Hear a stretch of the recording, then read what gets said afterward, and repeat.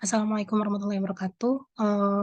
Adik-adik, jadi ini akan menjelaskan terkait skenario sistem penyaluran air buangan. Yang pertama itu ada metode proyeksi, di mana metode proyeksi ini adik-adik rekan-rekan buat dulu gimana kayak paragrafnya itu tuh. Jadi metode proyeksi itu ada 4, aritmatika, logaritma, eksponensial, sama geometri. Di mana nantinya adik-adik itu tuh harus buat yang keempatnya itu tuh, tapi nanti tuh akan dipilih 3 yang paling baik. Tapi kalau untuk laporan ke uni, yang pertama itu tuh harus di-keep yang keempatnya ya rekan-rekan. Terus cara penentuan metode terbaik itu dengan metode yang simpangan bakunya paling kecil dan koefisien korelasinya itu tuh mendekati 1 masing-masing metode. Nah, untuk yang metode ini nih, biasanya dari udah uni itu tuh pasti ada Excel-nya, jadi nanti rekan-rekan tinggal masukin ke angka-angkanya juga yang di sini ya. Terus dibuat juga sama grafiknya. Jangan lupa samain yang di grafik ininya sama grafik hasilnya gitu, yang Y-nya itu. Terus metode-metode itu bisa 1 hari tuh. Terus, jadi yang selanjutnya itu adalah metode proyeksi yang terpilih. Ini proyeksi yang terpilih. Jadi semuanya dalam semua tabel maksudnya. Jadi semua tabel itu kan ada 5 tahap kan. Jadi karena rekan-rekan datanya itu tuh dari 2012 sampai 2021, jadi tahun yang berikutnya itu tuh tahun perencanaan itu dimulai dari tahun 2002 sampai dengan tahun 2036, di mana masa perencanaan itu selama 15 tahun ya rekan-rekan. Jadi rekan-rekan mulai dari tahun 2002 sampai 2036 dan dilihat proyeksi penduduknya itu tuh kayak berapa jumlah penduduk di tahun yang akan depan, itu tuh dibuat tiap tahapnya itu, akhir tahapnya. Ini akhir tahapnya ya rekan-rekan. Nah, terus sebelumnya yang untuk jumlah penduduk ini nih cuma untuk jumlah penduduk domestik. Itu hanya untuk penduduk domestik, di mana penduduk domestik ini adalah seluruh penduduk. Terus ada juga jumlah penduduknya itu tuh ada yang penduduk non-domestik. Penduduk non-domestik ini kayaknya kayak dari sektor yang lain-lain, misalnya dari sektor sekolah, sektor yang lain-lain yang ada dibuat sama Zulfa mah, yang di bab 3-nya. Nah, jadi penduduk itu tuh yang sampai sini ini itu untuk yang domestik. Domestik tuh kayak kita tuh cuma pakai pemukiman, sementara itu yang fasilitas ini digunain nanti berapa jumlah orangnya, berapa jumlah pemakaian airnya, berapa air buangannya. Nah, itu tuh yang namanya untuk penduduk yang non-domestik. Nah, terus jadi nantinya akan dilihat perbandingan metode analisis pertumbuhan jumlah penduduk itu tuh dengan 4 cara, dan itu tuh dipilih yang satu di mana nilai S itu tuh paling kecil dan nilai R itu tuh yang paling besar. Dan biasanya memang antara aritmatika sama eksponensial jawabannya. Terus nanti ini jadi yang metode eksponensial yang terpilih kan rekan-rekan. Jadi yang nilai penduduk ini cuma untuk jumlah penduduk yang domestik. Terus dibuat juga grafiknya, terus periode desain seperti sama kayak tahap desainnya tadi. Terus nanti rekan-rekan jangan lupa buat penetapan periode desain telah sesuai dengan pedoman ini. Nah, mungkin ini kalau nggak salah Uni ini ada yang 2017 kalau nggak salah yang terbarunya. Soalnya Uni kerjain yang PSPS dulu pakai aturan 2017. Nah, terus selanjutnya daerah pelayanan. Daerah pelayanan itu adalah daerah yang akan dilayani dalam satu perencanaan. Yang di mana dalam hal ini adalah daerah yang pengelola air buangan. Di mana daerah perencanaan Kota Pareman ini adalah manfaatan lahan sebagai daerah pemukiman. Maaf, Uni salah ini. Itu pemukiman sebagai yang domestik, sumber domestik, dan juga sektor lain seperti pendidikan, kemudian kantor, dan lain-lain sebagai sumber non-domestik. Itu tambahannya yang rekan-rekan. Ini Uni salah nih. Kemudian, ya sementara itu, daerah yang tidak dilayani dalam perencanaan SPAL ini adalah daerah dengan pemanfaatan lahan sebagai kebun campuran, perkebunan rakyat, sawah, hutan, dan sejenisnya. Nah, terus nanti dibuat gambarnya, di mana gambar itu ada daerah yang dilayani dan tidak dilayani. Sebelumnya ini tuh gambar pembagian blok.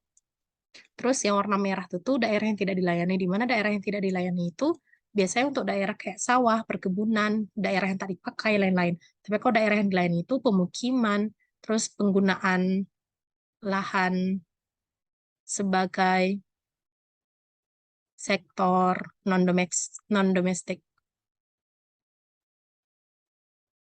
Nah, terus, nah jadi rekan-rekan sampai ini kan udah paham kan? Selanjutnya ini kayak lumayan beda sama yang rekan-rekan perkirakan. Mungkin baru tahu materinya. Jadi sebelumnya di daerah rekan-rekan itu kan di daerah Padang Barat. Nah, di Padang Barat tuh nanti akan dibagi itu namanya blok gitu rekan-rekan. Jadi blok itu tuh sama kayak Padang Barat ini dibagiin jadi 3 blok karena rekan-rekan ada bertiga kan.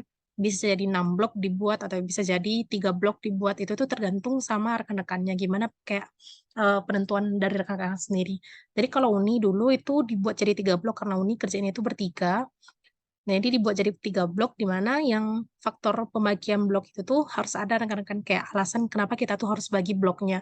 Yang di mana blok A itu adalah Pariaman Utara dan Kecamatan Pariaman Timur. Blok B itu tuh Pariaman Tengah dan juga blok C itu tuh Pariaman Selatan gitu. Nah, kenapa kami itu mengelompokkan blok A itu tuh Pariaman Utara dan Pariaman Timur dikarenakan keduanya itu tuh memiliki topografi wilayahnya itu tuh luasnya itu tuh sama, kayak hampir sama gitu. Terus topografinya kemiringan tanahnya 2%, kemudian permeabilitas tanahnya tuh mirip, kemudian kepadatan penduduk itu tuh 13. Jadi rekan-rekan pembagian blok ini yang utamanya itu tuh pembagian blok itu tuh yang utamanya ditentukan oleh berapa faktor kepadatan penduduk. Kalau misalnya penduduknya itu tuh kalau dijumlahin pokoknya harus 11 12 gitu lah rekan-rekan. Jadi karena Uni dulu Pariaman Utara sama Pariaman Timur tuh kayak kepadatan penduduknya itu tuh kayak 11 12, jadi Uni kelompokin jadi satu kelompok gitu.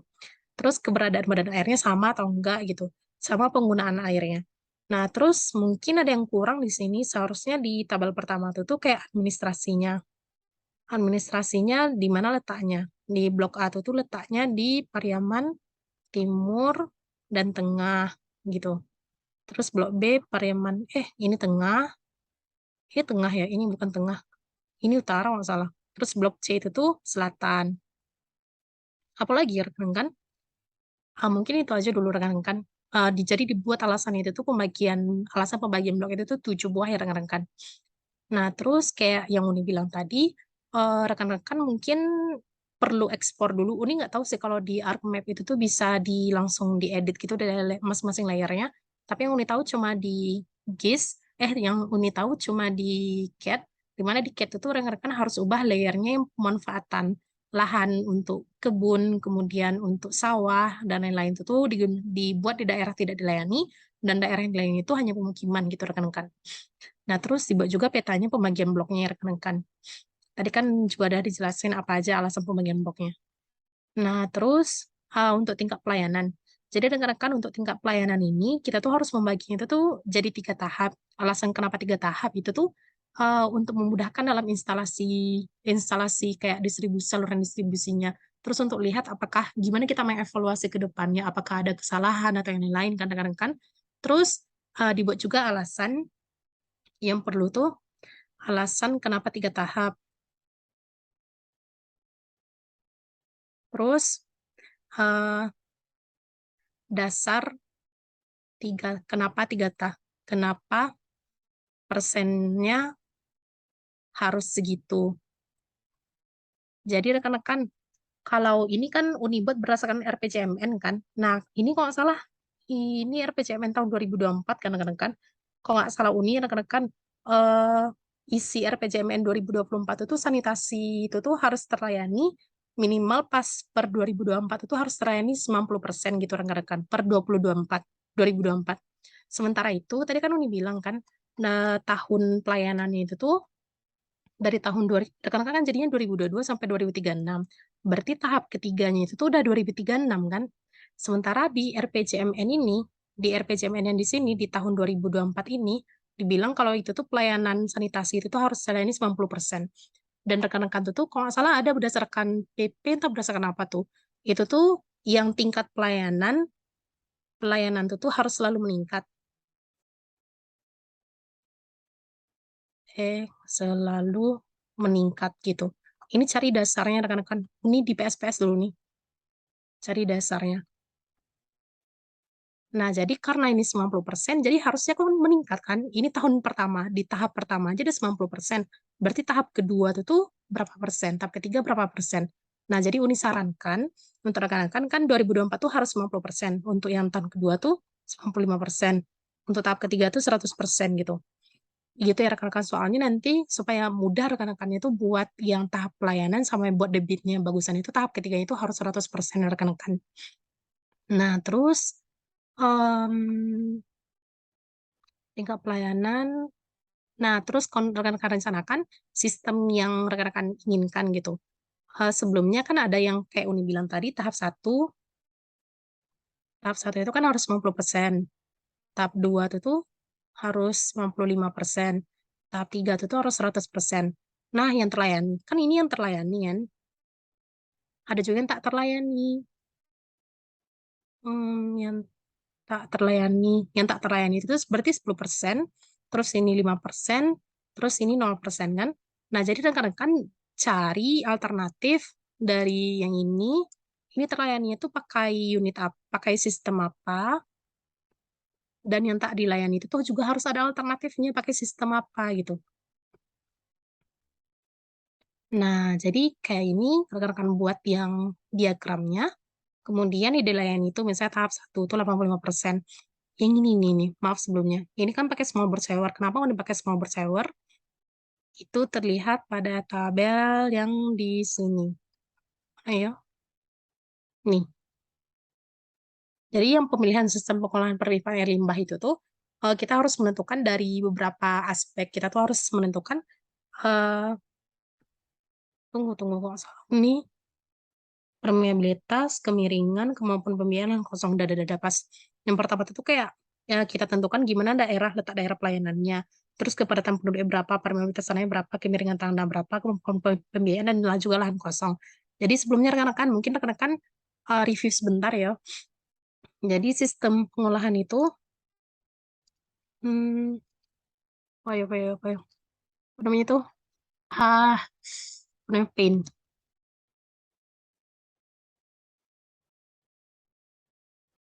Nah, jadi sebelumnya rekan-rekan, ada yang onsite, ada yang offsite kan rekan-rekan. Apa yang dimaksud dengan onsite? Onsite itu pengolahan di tempat, offsite itu pengolahan tidak di tempat.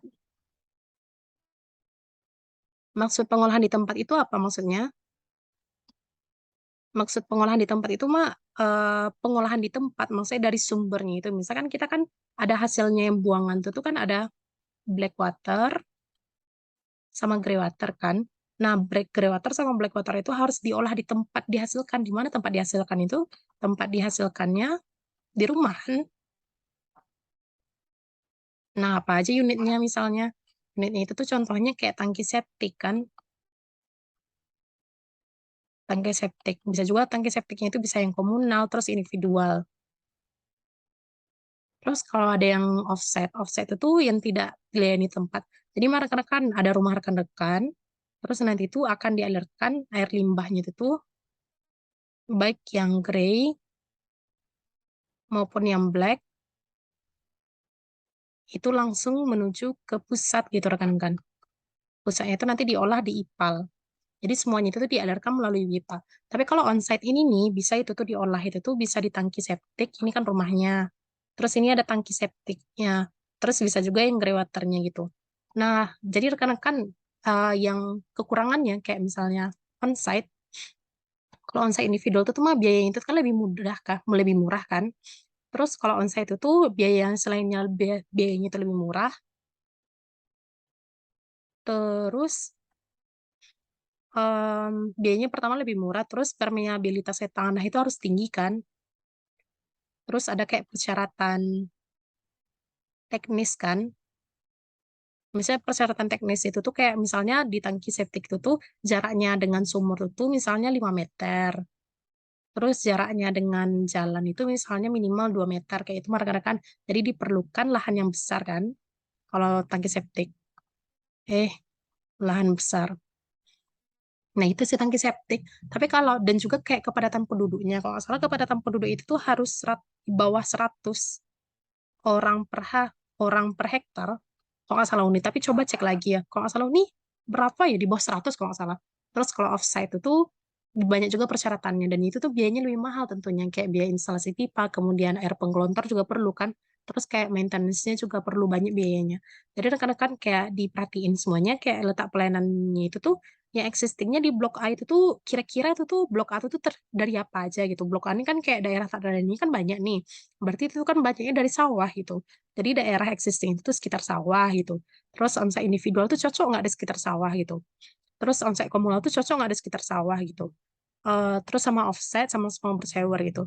Nah, jadi kan tadi udah jelasin onsite individual sama offset. Kalau perbedaannya antara onsite individual, misalnya ya tangki septik, itu tuh berarti per rumah tangki septiknya. Tapi kalau onsite komunal, kalau tangki septiknya berarti beberapa rumah, kayak kalau nggak salah itu tuh 50 orang, kalau nggak salah kan batasnya. Batasnya itu tuh 50 orang, entah 50 kakak. Kalau nggak salah 50 orang, tangki septiknya itu tuh dipakai bersama-sama gitu rekan-rekan. Jadi black waternya pergi ke semuanya ke sini gitu. Sama grey waternya. Terus kalau yang small bore shower, jadi ada satu lagi rekan-rekan tambahin. Jadi ini kan ada tuh 2, 3, 4. Jadi 4 nih kan, tambah satu lagi kalau rekan-rekan SS, itu shallow shower. Jadi perbedaan antara small bore shower sama shallow shower, kalau SBS atau small bore shower itu tuh, jadi penduduknya itu udah ada tangki septik. Jadi mah karena udah ada tangki septik, tapi karena penduduk tuh kan beberapa tahun kemudian akan bertambah gitu kan jumlahnya. Karena penduduk tuh jumlahnya bertambah, jadinya kan kayak persyaratan tangki septik kan nggak memenuhi lagi kan kayak persyaratan tangki septik tadi Uni bilang jarak dengan sumur tuh misalnya 5 meter, jarak dengan jarak tuh minimal 2 meter. Tapi ternyata karena penduduk makin banyak, pas itu lahan itu tuh makin banyak yang terpakai kan, jadi nggak terpenuhi lagi. Jadi dan jadi pemakaian itu tangki septik itu hanya untuk black water. Tapi kalau grey waternya pergi ke IPAL. Nah, jadi mah black water itu tuh sebelumnya rekan-rekan tangki septic tahu kan? Jadi ini ada influen, ya pipa influen, ini pipa effluent kan. Jadi di sini tuh ada kayak lumpurnya, terus ada yang air effluent, terus ada skamnya atau kayak buih-buihnya gitu kan. Nah, jadi di sini tuh yang effluent tuh, yang air itu tuh cuma, yang di sini kan ada kayak TD-nya misalnya kayak 3 hari gitu. Yang TD itu tuh kayak tinggalnya air di dalam bak itu tuh cuma selama 3 hari tinggalnya.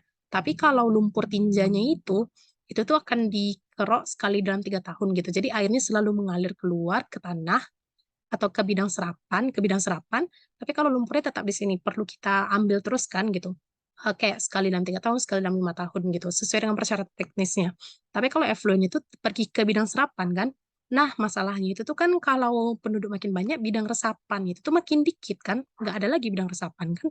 Jadi alternatifnya itu, effluent itu tuh akan pergi ke pipa, terus ini kan misalnya adik-adik dari mandi misalnya, dari mandi gitu kan. Terus ada floor drainnya kan, di floor drain itu tuh kan pipanya gitu kan, pipanya itu digabung bersamaan dengan pipa dari effluent dari tangki septik. Jadi mereka bersama-sama akan menuju ke IPAL. Nah itu kalau SBS. Jadi SBS ini keuntungannya yang pertama itu tuh untuk skala kecil, terus apa ya SBS itu eh, manfaatan pemanfaatan sistem onsite. Tapi karena dia itu sudah memiliki tangki septik, kemudian itu tuh pemanfaatan gravitasi. Jadi itu cuma skala kecil ya rekan-rekan. Nah, terus kalau untuk tangki septik yang itu, kalau untuk SBS yang itu, kalau untuk SS atau shallow shower, kalau shallow shower ini diperuntukkan untuk tempat rumah itu tuh yang nggak ada tangki septik atau belum ada tangki septik. Jadi kayak misalnya rumah kita itu makan per blok-blok gitu kan. Jadi rencanakan misalnya dalam 2 RT itu tuh merencanakan dibuatnya IPAL komunal gitu. Nah, IPAL komunal itu tuh kalau SBS tadi kan dari tangki septik kan, ada dari tangki septik untuk black waternya. Untuk black waternya ada tangki septiknya gitu. Tapi kalau yang dan effluent itu tuh pergi ke IPAL gitu kan. Tapi masalahnya kalau yang SS ini dia tuh nggak punya tangki septik. Jadi mah dari rumah itu tuh black waternya sama grey waternya itu sama-sama pergi nantinya ke IPAL komunal. Perlu diperhatikan ya rekan-rekan, untuk SS dan SBS ini perginya tuh ke IPAL komunal ya, bukan IPAL kayak offsite yang untuk satu kota gitu ya rekan-rekan. Jadi makanya Ibu Gina itu tuh bagi rekan-rekan itu tuh mah jadi kecamatan, bukan per kota pengerjaan itu, dan di kecamatan itu per blok itu tuh dibuat di kelurahannya gitu. Jadi yang pengadaan IPAL komunal itu tuh untuk satu kelurahan. Jadi misalnya nih, salah satu tuh blok A, misalnya salah satu blok A, terus Zulfa blok B, terus Ilham blok C kan. Nah, jadi tunggu-tunggu ulang lagi. Ini kan satu kelurahan nih data, satu kecamatan kan datangnya.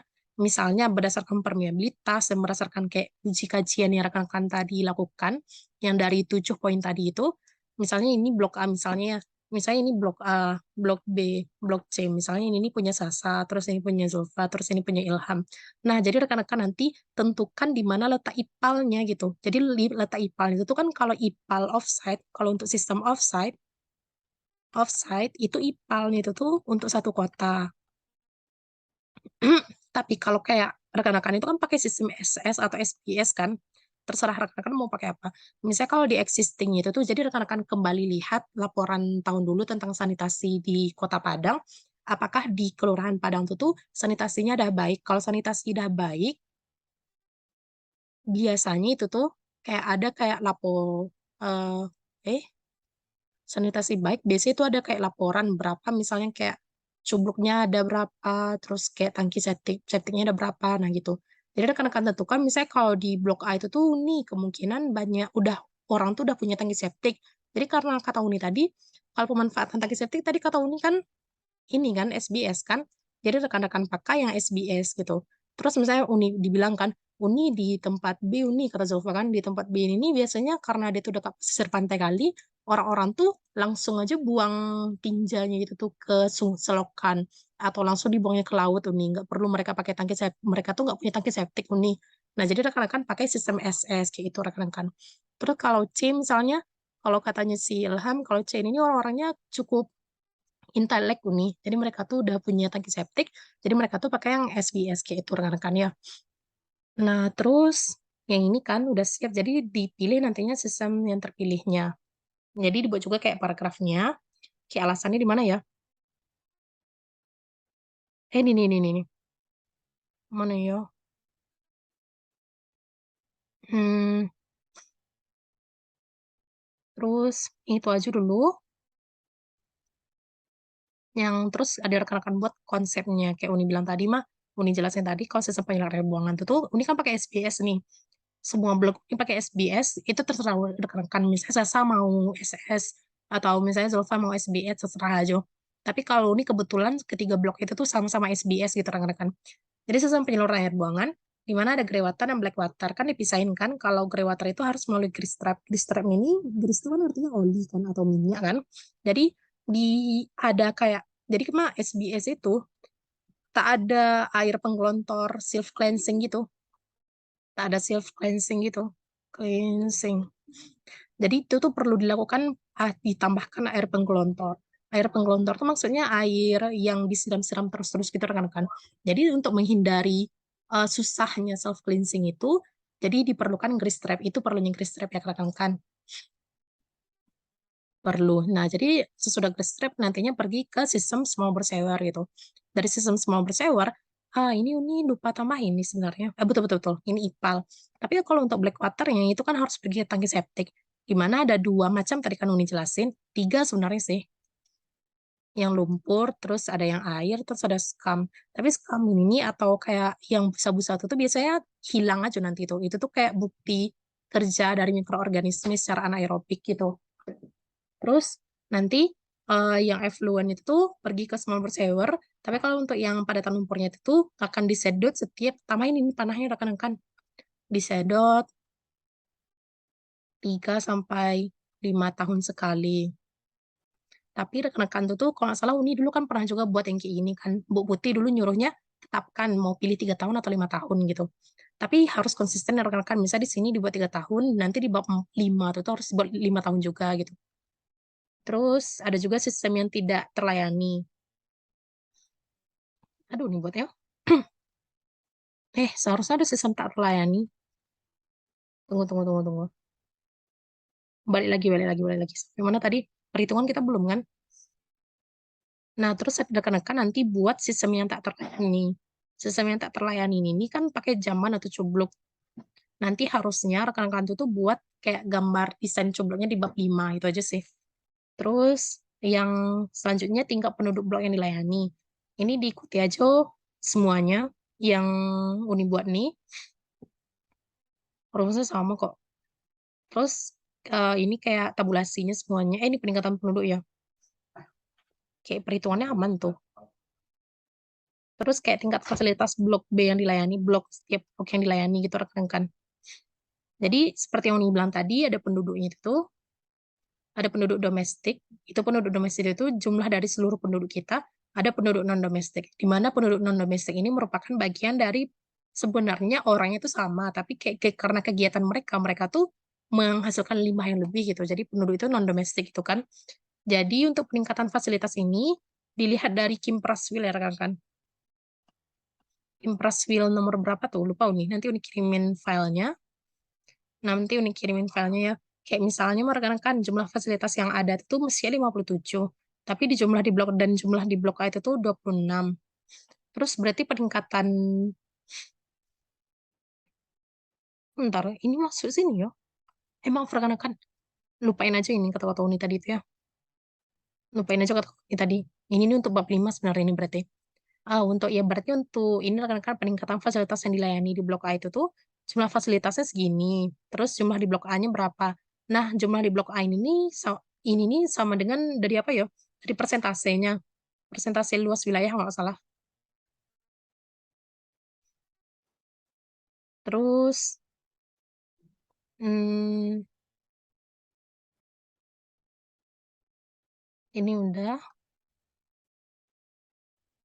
Terus rekan-rekan harusnya rekan-rekan kan ini kan Uni cuma buat yang dilayani kan.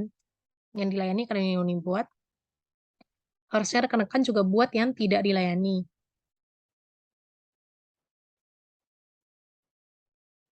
Terus yang tidak dilayani itu misalnya yang tidak dilayani itu rekan-rekan itu kan berarti kan sistem onsite. Bisa rekan-rekan pakai misalnya pakai apa ya? Pakai anaerobic digester. Bisa juga pakai cubluk misalnya gitu. Nah, kalau anaerobic digester ini mah kayak pemanfaatan secara anaerobik. Jadi nanti itu tuh mah kayak yang black water sama grey water itu pergi dalam anaerobic digester, kayak ada digester gitu kayak gini bentuknya. Terus nanti dia tuh akan menghasilkan gas metan. Jadi gas metan tuh nanti bisa juga dimanfaatkan untuk kayak kebutuhan gas kita atau kayak kebutuhan listrik kita gitu. Tapi kalau yang tapi kalau yang ininya apa itu? Tapi kalau yang kayak padatan itu tuh bisa dijadiin untuk kompos.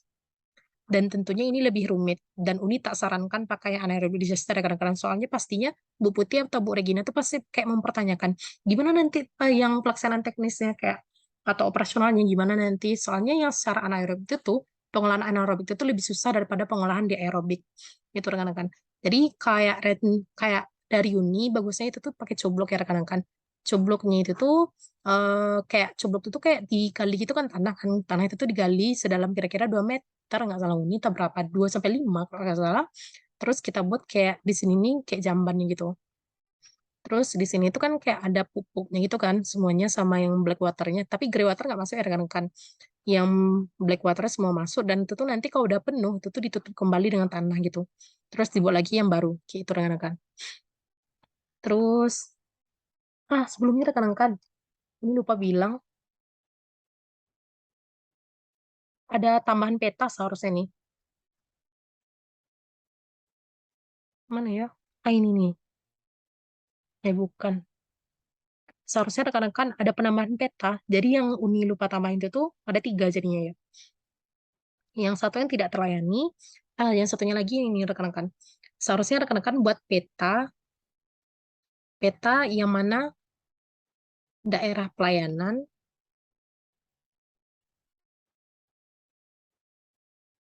yang dilayani, bukan bukan nggak usah ini, yang digabung aja ya rekan-rekan. Ini saya digabung juga dulu. Yang di peta ini rekan-rekan. Jadi kan ada daerah yang tidak yang layani dan tidak layani, terus daerah tidak terlayani. Misalnya ini pakai warna kuning. Misal ini pakai warna kuning. Jadi daerah yang dilayani itu kan misalnya di tahap satu itu kan di tahap satu itu kan ada 90%. Berarti yang tidak dilayani itu kan 10%. Jadi di daerah yang dilayani itu kan yang warnanya biru kan. Ini semuanya di daerah yang dilayani kan warna biru semua ini. Zona biru ini nih, semua kan di daerah yang dilayani nih. Tapi di antara yang warna merah ini, warna biru ini, ada satu yang kayak warna kuning sebanyak 10% gitu. Kena sebanyak 10%.